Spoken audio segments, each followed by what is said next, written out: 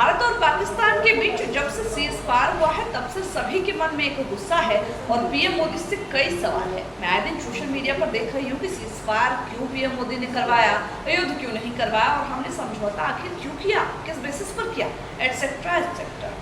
मेरे मन में भी तमाम ऐसे सवाल थे, लेकिन कुछ रिसर्च करने के बाद मैंने सोचा आपसे भी अपने जो कुछ पॉइंट्स है वो शेयर करूँ। सरकार ने यह फैसला काफ़ी सोच समझ कर लिया है। युद्ध होने से दोनों देशों की हानि होती है। पाकिस्तान का इतना नहीं होगा क्योंकि वो पहले से ही बर्बाद है, लेकिन उससे ज़्यादा नुकसान भारत को उठाना पड़ेगा क्योंकि भारत एक संपन्न देश है। और अब कुछ पॉइंट से आपको समझाते हैं ऐसा। युद्ध किसी भी देश के लिए फायदेमंद नहीं होता, बल्कि यह मानवता के लिए विनाशकारी साबित होता।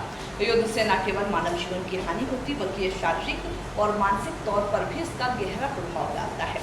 युद्ध में हार जीत की बात करना बेमानी है, क्योंकि इसमें शामिल सभी पक्षों से इसका खामियाजा भुगतना पड़ता है। युद्ध का प्रभाव सिर्फ युद्धरत देशों तक ही सीमित नहीं रहता, बल्कि इसका असर वैश्विक स्तर पर भी देखा जाता।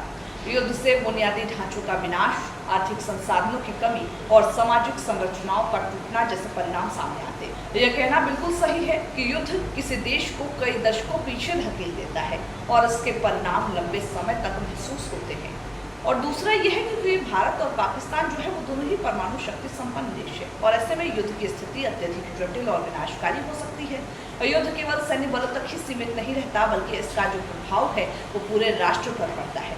युद्ध की बात होती है तो जल, थल और वायुसेना के साथ साथ आम नागरिक, अर्थव्यवस्था और सामाजिक ढांचे पर भी सीधे प्रभावित होती है और इसके परिणाम भी गहरे और दूरगामी होते हैं।